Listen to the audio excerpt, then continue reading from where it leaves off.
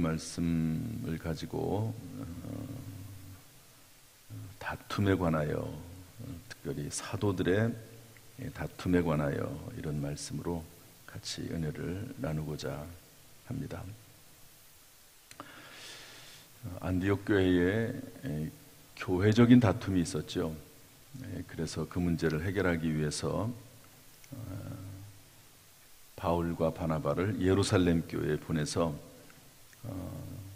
사도들과 장로님들의 회의를 통해서 잘 결정이 됐습니다. 그래서 구원은 오직 예수를 믿음으로, 그렇지만 유대인들을 배려하는 차원에서 몇 가지 건덕사항으로 금지하자 하는 결정을 내렸고요. 이 내용을 받아가지고 안디옥 교회에 와서 전달을 잘 했습니다. 그랬더니 모두가 다 만족을 했습니다. 이방인 성도들도 만족을 하고 또 유대인 성도들도 만족을 하고, 그래서 교회가 평안하고요. 15장 35절 보니까 이제 안디옥에서 많은 사람들에게 복음을 증거하고 하나님의 말씀을 가르치고 전파했다. 교회에 아주 큰 구원에 관한 중요한 이 교리적인 문제로 어려움이 있었는데 잘 해결이 돼서 오히려 더 교회가 부흥하고 성장하고 견고해지는 이런 일이 일어나게 됐습니다. 그러다가 우리 36절 말씀 다 같이 읽어볼까요? 36절 시작. 며칠 후에 바울이 바나바더러 말하되 우리가 주의 말씀을 전한 각성으로 다시 가서 형제들이 어떠한가 방문하자 하고, 바울과 바나바가 안디옥 교회 파송을 받아서 선교사로서 1차 전도여행을 쭉 했잖아요. 그런데 이제 시간이 꽤 지났습니다. 왜냐하면 예루살렘에도 다녀왔죠. 또 안디옥 교회에서도 하나님 말씀을 가르쳤죠. 그러니까 시간이 꽤 많이 지났거든요. 그러니까 우리가 전도했던, 그래서 세워졌던 교회들이 어떤가 하는 것을 좀 돌아보자. 그래서 사도 바울이 이제 바나바에게 요청을 했습니다. 둘이 원래 전도를 떠났으니까. 그랬더니 37절에 보니까 바나바는 마가라고 하는 요한도 데리고 가자. 마가가 누구죠? 바나바의 조카입니다. 근데 이제 1차 전도여행을 갔다가 중간에 이제 힘들다고 뛰쳐나온, 그만둔, 사실 이 마가라는 요한이 잘 옆에서 도와줬거든요. 그런데 도와주는 사람이 없으니까 얼마나 불편하겠습니까? 그래서 이제 바나바가 그렇게 요청하니까 바울은 반대하는 거죠. 38절에 보니까 바울은 밤빌리아에서 자기들을 떠나 함께 일하러 가지 아니한 자를 데리러 가는 것이 옳지 않다. 안 된다. 선교 여행을 같이 하다가 전도하다가 힘들다고 도망가 버린 저런 사람을 또 데려갈 수는 없다. 바나바는 데리고 가자. 사도 바울은 안 된다. 안 된다. 그래가지고 39절에 보니까 한번 읽어보겠습니다. 39절 시작. 서로 심히 다투어 피차 갈라서니 바나바는 마가를 데리고 배 타고 구브로로 가고, 바울은 40절에 보니까요, 신라를 택한 후에 형제들에게 주의 은혜에 부탁함을 받고 수리아와 길리기아로 다니며 교회들을 견고하게 하니라. 그래서 바나바는 구브로로 갑니다. 구브로가 어디냐면 바나바의 고향입니다. 고향. 사도행전 4장 36절에 보면 바나바에 대해 설명하기를 구브로에서 난 바나바 이렇게 되어 있거든요. 그러니까 바나바는 조카를 데리고 그냥 고향으로 가버립니다. 그래서 거기서 이제 그 교회, 구브로에 있는 교회들을 양육하고 목회를 했겠죠. 그리고 바울은 신라라고 하는 사람, 신라가 누굽니까? 예루살렘에 갔다가 거기에서 예루살렘 교회 대표로 이제 안디옥 교회에다가 구원에 대한 결정을 편지를 전달했던 사람이 신라거든요.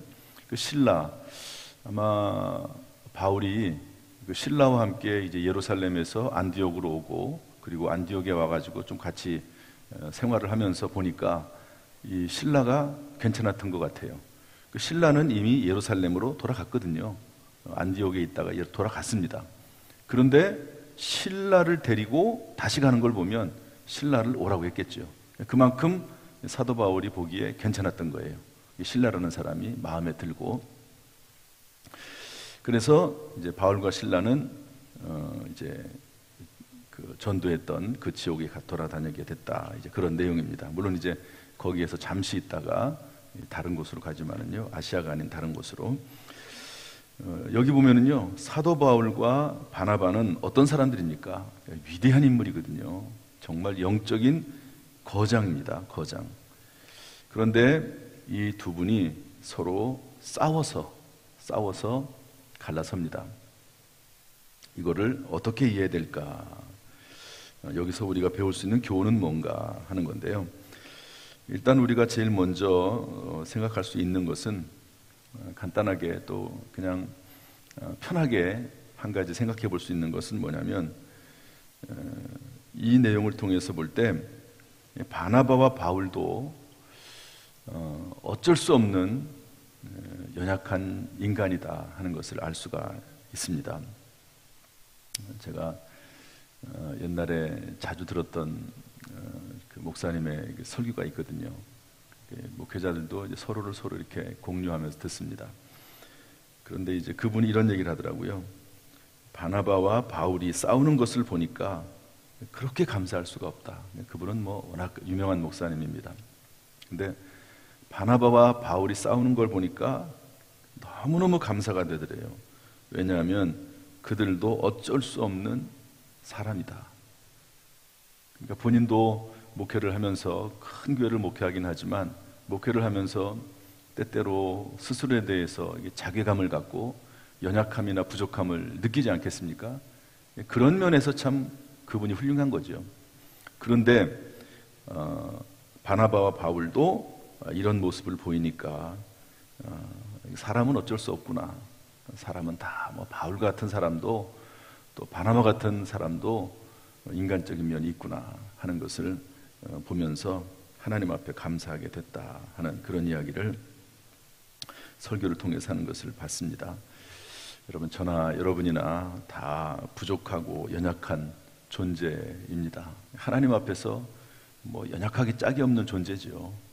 그것을 인정하고 그러기 때문에 더 하나님 앞에 감사하고, 그런 연약하고 부족한 존재임에도 불구하고 우리를 구원해 주신 예수 그리스도의 그 십자가의 은혜에 감사하고, 또 서로 연약함을 인정하는 가운데 하나님과 사람 앞에 늘 겸손하게 신앙생활하는 저와 여러분 될 수 있기를 주님의 이름으로 축복합니다.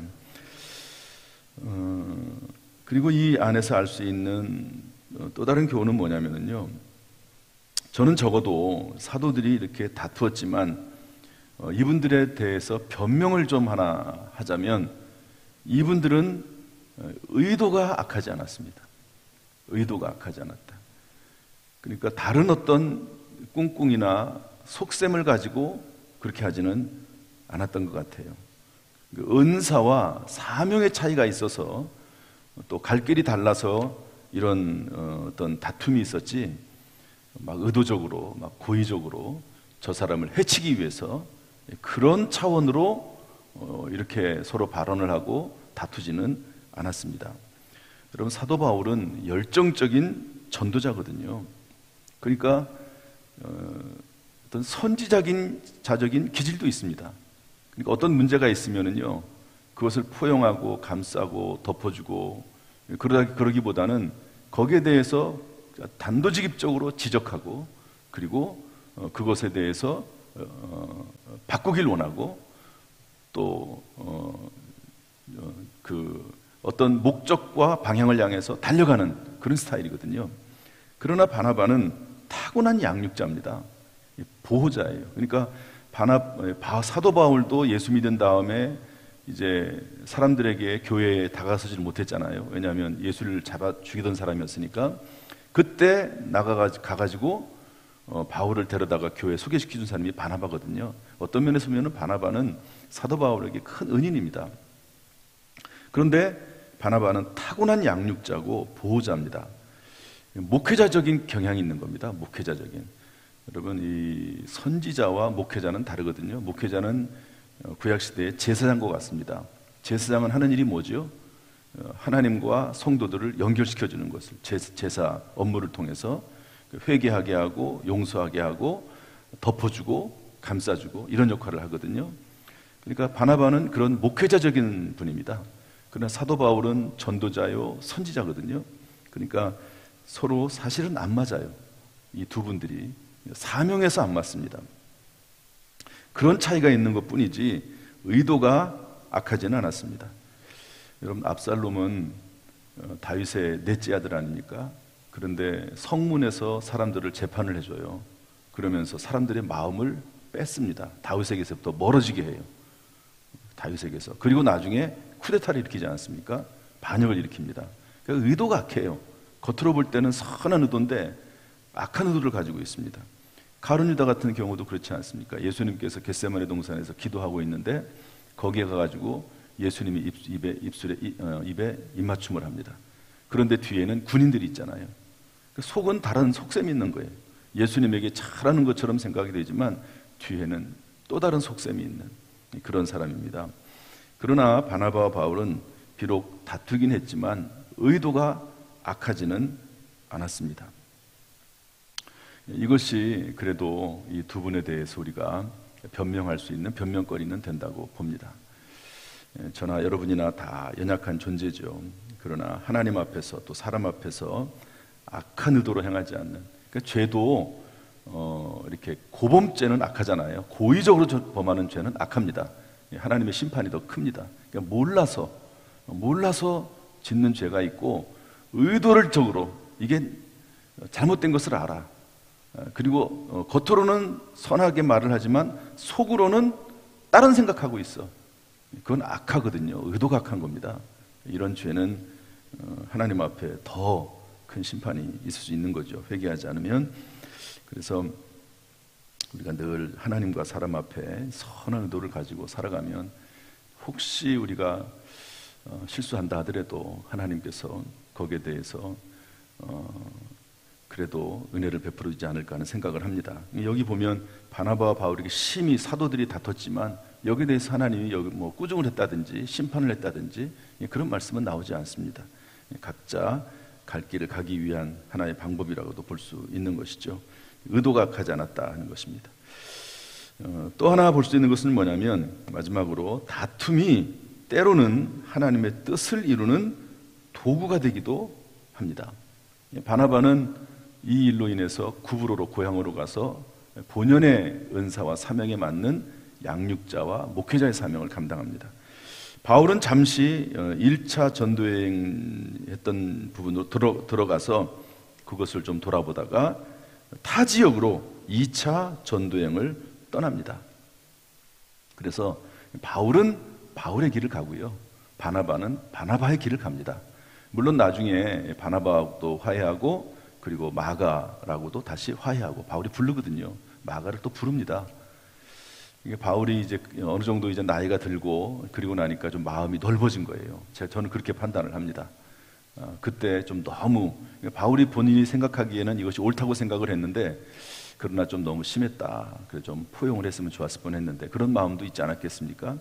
그래가지고 요한을 다시 부르죠. 그래서 함께 사역을 하기도 합니다. 어쨌든 사도들의 이 다툼이 때로는 하나님의 뜻을 이루는 거룩한 도구가 되기도 하지요. 우리도 하나님의 섭리와 계획 안에서 모든 일을 해석하고 결국에는 서로 용납하고 받아들이고 하나가 되는 그런 거룩한 성도요 공동체가 되어야 될 줄로 믿습니다. 여러분, 요셉이 형들에게 팔렸잖아요.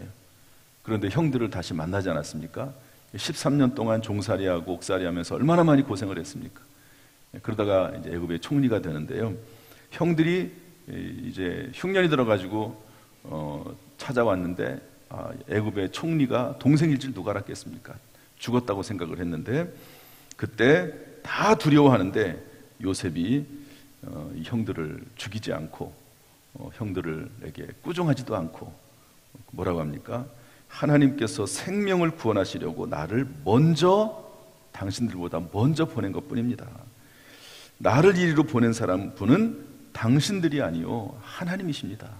이게 하나님의 계획과 하나님의 섭리 가운데 하나님의 뜻이 있어서 나를 보낸 것이지, 비록 당신이 악한 일을 했지만 형들이 그러나 다 하나님의 뜻 가운데 되어진 일입니다 라고 그렇게 말하는 것을 볼 수가 있습니다. 물론 힘들고 괴롭고 어렵죠. 13년 동안 종살이 옥살이면서 얼마나 많이 고생을 했겠습니까? 그러나 하나님께서 그 모든 일조차도 합력하여 선을 이루게 하시는 것을 보고 다 하나님의 섭리와 계획 안에 있었다, 이렇게 받아들이는 참 믿음의 사람입니다. 이 요셉은 참 정말 믿음의 사람이고요. 그 요셉은 그래서 예수 그리스도와 같은 그런 성품이나 그런 삶을 살았던 분으로 이해가 되고 있는 것이죠. 때때로 다툼이 있지만 그것조차도 하나님께서 합력하여 선을 이루는 놀라운 역사가 우리 교회 안에 또 우리 모든 성도들의 삶 가운데 평생에 임하기를 주님의 이름으로 축복합니다. 기도하겠습니다. 하나님 아버지, 사도 바울이나 바나바가 위대한 영적 거장이지만 여전히 연약한 사람임을 봅니다. 우리도 연약함을 인정하고 늘 겸손하게 살아갈 수 있도록 우리를 도와 주옵소서. 서로 용납하는 교회가 되게 하시고 하나님과 사람 앞에 겸손한 교회가 될 수 있도록 주여 늘 우리를 붙잡아 주옵소서. 선한 대로 살아갈 수 있도록 우리를 인도해 주시기를 원합니다. 오늘도 이 새벽에 나와서 하나님 앞에 부르짖어 기도할 때 그 입술을 사용하셔서 하나님의 뜻을 이루는 거룩한 도구가 되게 하여 주옵소서. 악한 영, 사탄, 마귀, 병마 틈타지 못하게 하시고 그 마음과 생각 속에 늘 강하고 담대함으로 살아갈 수 있도록 말씀 충만, 예수로 충만, 성령으로 충만하도록 주님 역사하여 주옵소서. 예수님의 이름으로 축복하며 기도하옵나이다. 아멘. 이제는 우리 주 예수 그리스도의 은혜와 아버지 하나님의 무한하신 사랑과 성령님의 교통하심이 이 시간 주 앞에 나와 예배드리는 우리 모든 성도들 한 사람 한 사람 머리 위에 그 가정, 직장, 사업, 자녀, 심령 위에 함께 하시기를 간절히 축원하옵나이다. 아멘.